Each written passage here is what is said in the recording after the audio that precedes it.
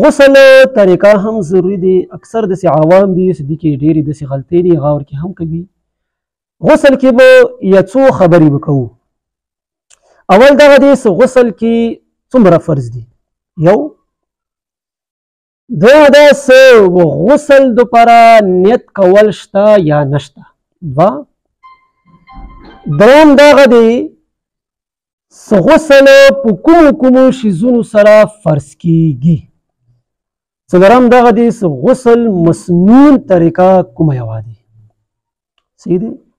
اوس راشئ غسل کې بنیادي درې فرض دي. څومره فرض دي؟ درې فرض دي. خولې ته اوبه چول، وضو ته اوبه چول، د ټول بدن باندې هغه اوبه اچول. صحیح ده.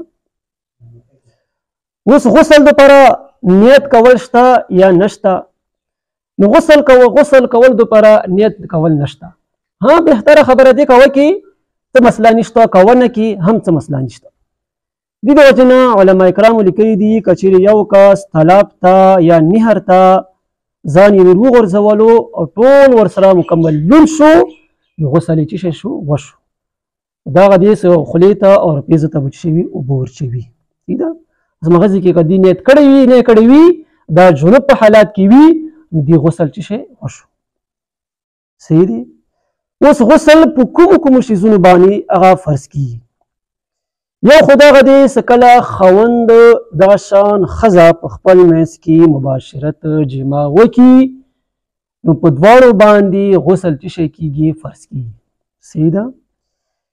دویم دغه دی چې ته قصدن په لاس په ذریعې سره هغه شهوت پوره کړې دغه مني چې کومه دی دغه ته راوباسې نو دې سره هم څه شی کیږي؟ غسل فرض کیږي.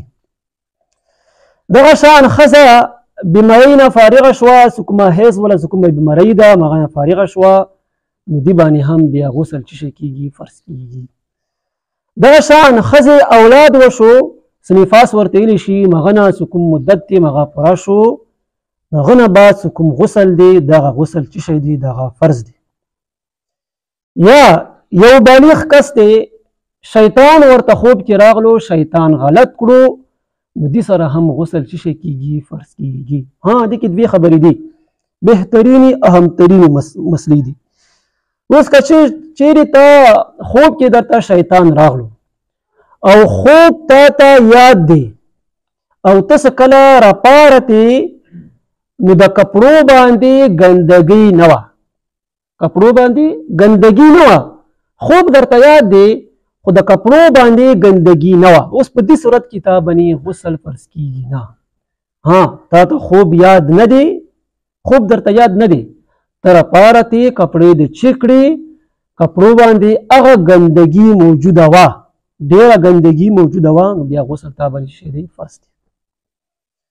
اوس راشئ غسل به په څنګه طریقې سره کوو. اول خو دغه دی چې ته څه کله هم غسل کوې نو ته غسل خانې ته ننوځې نو دغه دعا یل پکار دي اللهم انی اعوذ بک من الخبث والخبائث. دغه بهترینه دعا دی. دغه څه بتون یا غسل خانه د شیطانانو او جناتو ځای دی. دې کې انسان هر قسمه هغه ګناه کولی شي. صحیح ده. ته څه کله دغه دعا ووایې نو شیطان نه ته محفوظ شوې، الله جل جلاله تا به شیطان نه څه کوي؟ محفوظ کوي.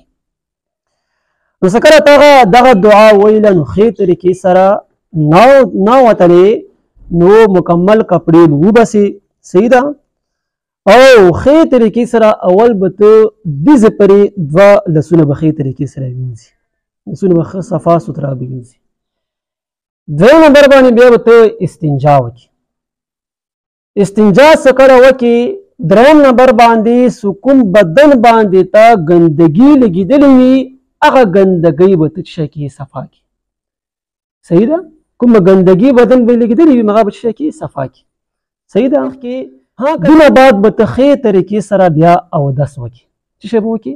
اودس به ښې طریقې سره د عامو چې کوم اودسونه کوو هغه اودس به ښې طریقې سره وکړي. خو صرف فرق دغه وي چې خولې ته به لغنې اوبه ډېرې واچوي. صحیح ده.